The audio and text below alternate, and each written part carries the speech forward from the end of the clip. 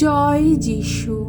প্রথম পাঠ যাত্রা পুস্তক হতে আজকের বাণী পাঠ ৩ অধ্যায় ১৩ থেকে ২০তম পদ।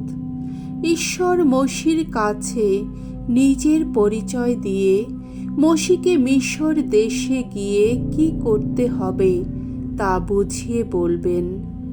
মসির কাছে আবির্ভূত হয়ে ঈশ্বর যখন তাকে ইসরায়েলীয়দের উদ্ধার করার জন্যে মিশরে যেতে বললেন, তখন মসি ঈশ্বরকে বললেন, আমি না হয় ইসরায়েলীয়দের কাছে যাব, তাদের বলবো, তোমাদের পিতৃপুরুষদের ঈশ্বর আমাকে তোমাদের কাছে পাঠিয়েছেন। কিন্তু তারা যদি তখন জিজ্ঞেস করে তার নাম কি, তাহলে আমি কি উত্তর দেব? ঈশ্বর তখন বললেন, আমি সেই, আমি আছি যিনি। ইসরায়েলীয়দের তুমি এই কথা বলবে, আমি আছি যিনি, সেই তিনি আমাকে তোমাদের কাছে পাঠিয়েছেন। ঈশ্বর মসিকে আরও বললেন, ইসরায়েলীয়দের তুমি এই কথা বলবে, যিনি তোমাদের পিতৃপুরুষদের ঈশ্বর, আব্রাহামের ঈশ্বর, ইসাকের ঈশ্বর আর যাকবের ঈশ্বর, সেই স্বয়ং ইয়াহওয়েই আমাকে তোমাদের কাছে পাঠিয়েছেন। এই তো আমার নাম চিরকালের মতো, এই নামই আমাকে ডাকা হবে যুগে যুগান্তরে। এবার যাও তুমি ইসরায়েল জাতির প্রবীণদের একটা সভা ডেকে তাদের এই কথা বলো, তোমাদের পিতৃপুরুষদের ঈশ্বর আব্রাহাম, ইসায়াক ও যাকবের ঈশ্বর স্বয়ং ইয়াহওয়ে আমার সামনে আবির্ভূত হয়ে বলেছেন, আমি নিজে বারবার তোমাদের কাছে এসেছি। এই মিশরে তোমাদের প্রতি কেমন ব্যবহার করা হচ্ছে তা দেখেছি আমি, তাই স্থির করেছি মিশরে তোমাদের এই যে দুঃখ দুর্দশা, তা থেকে আমি তোমাদের উদ্ধার করব। তোমাদের নিয়ে যাব সেই কানানীয়দের, হিত্তীয়দের, আমোরীয়দের, পেরিজীয়দের, হিভিয়দের ও জেবুসীয়দের দেশে, যেখানে বয়ে চলে দুধ ও মধুর স্রোত। ঈশ্বর বলে চললেন, তারা তোমার কথা মানবে। তখন তুমি আর ইসরায়েলের প্রবীণেরা একসঙ্গে মিশরের রাজার কাছে যাবে, তাকে বলবে, হিব্রুদের ঈশ্বর ইয়াহওয়ে নিজেই আমাদের কাছে আত্মপ্রকাশ করেছেন।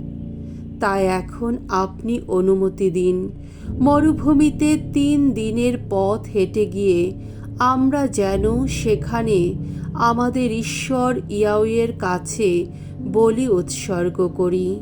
আমি অবশ্য জানি প্রবল শক্তির চাপে না পড়লে মিশরের রাজা তোমাদের কিছুতেই যেতে দেবে না।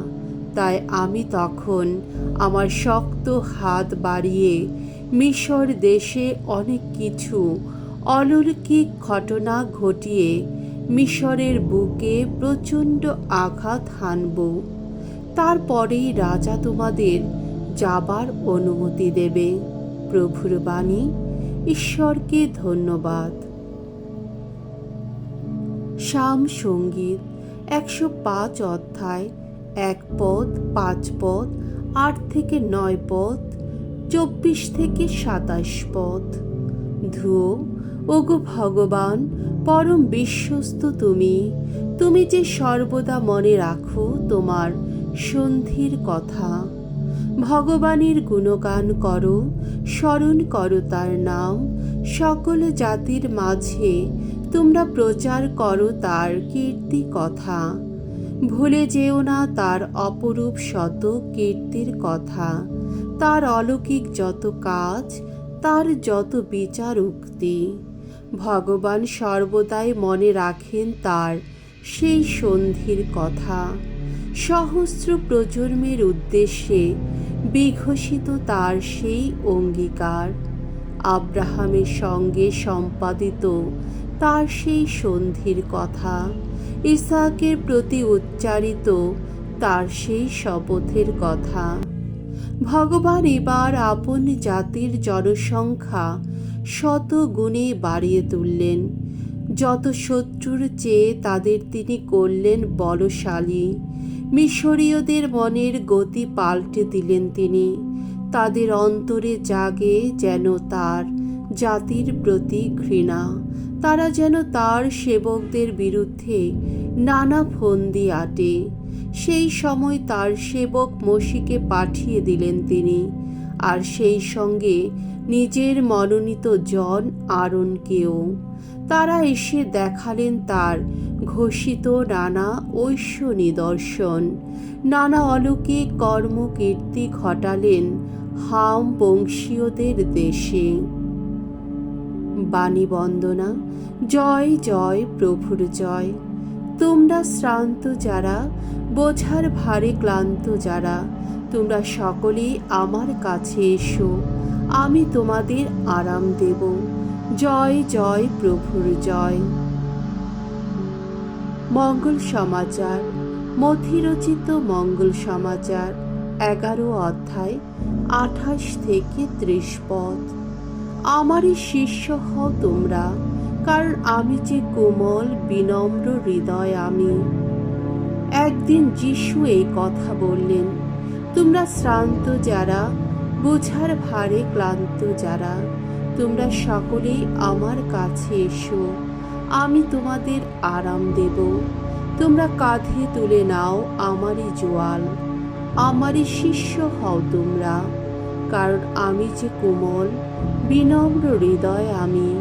দেখো, পাবে তোমরা প্রাণের আরাম। কেননা জোয়াল আমার সুবহ, বোঝাও আমার লঘুভার। প্রভুর বাণী। খ্রিস্ট প্রভু তোমার প্রশংসা হোক।